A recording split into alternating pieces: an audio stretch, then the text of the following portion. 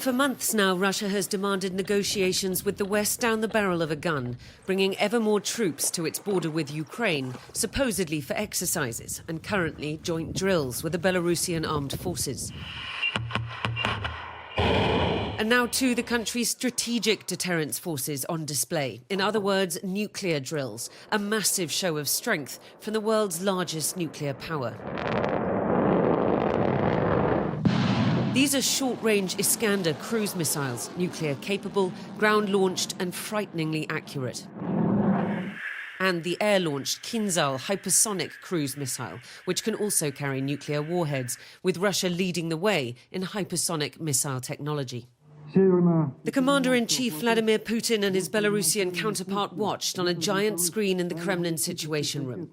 And with Russia's full capabilities on display are these huge nuclear drills, brought forward and announced publicly only yesterday, an illustration that Russia's calculus has changed and that invasion is decided on, as the US president says, and Russia denies.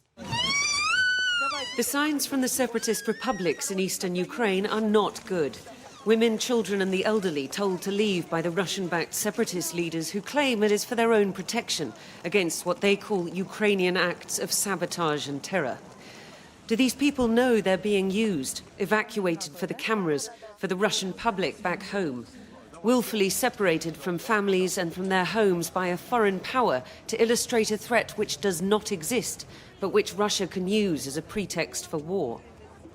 Ukraine says they have no intention to escalate, and why would they with so many Russian troops on their border? Russia now claims shells supposedly from Ukrainian forces have landed in their territory. The Ukrainians deny it.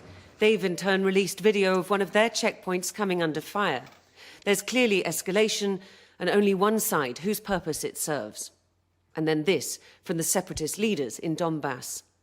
We should unite all our efforts. I call on my fellow countrymen, reservists, to report to mobilization offices. Today I have signed a decree on general mobilization. I call on all men in the Republic able to hold a weapon in their hands to stand up to protect your families, your children, wives and mothers. The US Defense Secretary on a tour of the Baltic states today to reaffirm US support for countries on NATO's eastern flank and to remind Vladimir Putin that the door is still open for dialogue. The United States, in lockstep with our allies and partners, have offered him an opportunity to pursue a diplomatic solution. We hope that he takes it. These drills with Belarus end on Sunday. It will take some time for the tanks to withdraw. But if invasion is decided on, they can move fast the other way.